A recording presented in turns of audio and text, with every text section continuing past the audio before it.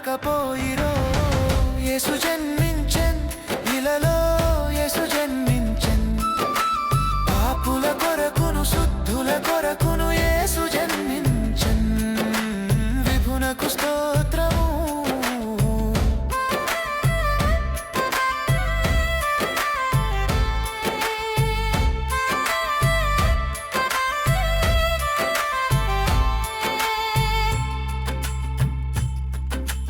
సకల మతస్థుల కొరకై నాకై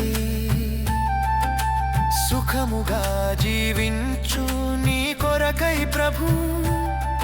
ప్రైజ్ లార్డ్. మొత్తానికి మీ అందరికీ దేవుడి పేరిట నా హృదయపూర్వకమైన వందనాలు. ఈరోజు మనం ఆర్థోడాక్స్ చర్చిలో ఉన్నాం కదా. ఇక్కడ డిఫరెంట్ ఏంటంటే ఇదిగోటి ఈ క్రాస్ అసలు ఎక్కడా ఉండదన్నమాట. ఇటువైపు ఏమో పైకి ఉంటుంది, ఇటువైపు ఏమో కిందకు ఉంటుంది. ఈ చర్చి అప్పట్లో తోమా గారే అలా చెక్కారంట. అక్కడే రాతి మీద కూడా సేమ్ అట్లాగే ఉందాక మీరు చూశారు కదా. ఇంకొక ప్రాముఖ్యమైన విషయం ఏంటంటే అదిగోండి అక్కడ ఒక తెర కట్టున్నారు. అదొక తెర, ఇదొక తెర, ఆ తర్వాత ఇదొక తెర, ఆ తర్వాత ఇదొక తెర, ఆ తెర. ఎవ్వరు వెళ్ళటానికి లేదు. 5 పరిశుద్ధమైన స్థలాలంట. అంటే అతి పరిశుద్ధమైన స్థలంగా వీళ్ళు భావిస్తున్నారు.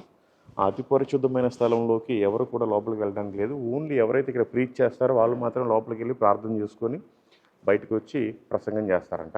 ఇంకా బయటికి వెళ్ళాక మీకు కొన్ని విషయాలు చెప్తాను. ఇప్పుడైతే ఇంత దూరం వచ్చాం కనుక మనం కూడా ప్రార్థన చేసుకుందాం.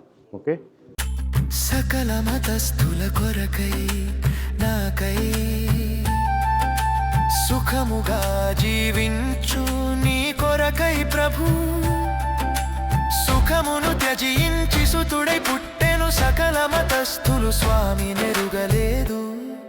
ఇది ఆశ్చర్యము ఎంత విచారము ఎలవారు ప్రభు నెరుగకపోయెరో యేసు జన్మించెన్ ఇలలో యేసు జన్మించెన్.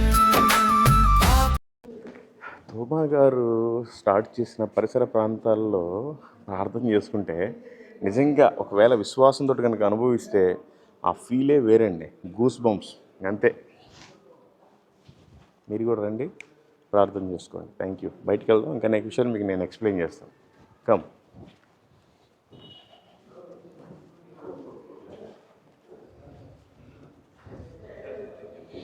సో ఇదంతా కూడా లోపల చాలా అందంగా, చాలా సుందరంగా బాగా చేశారు. చాలా బాగుంది.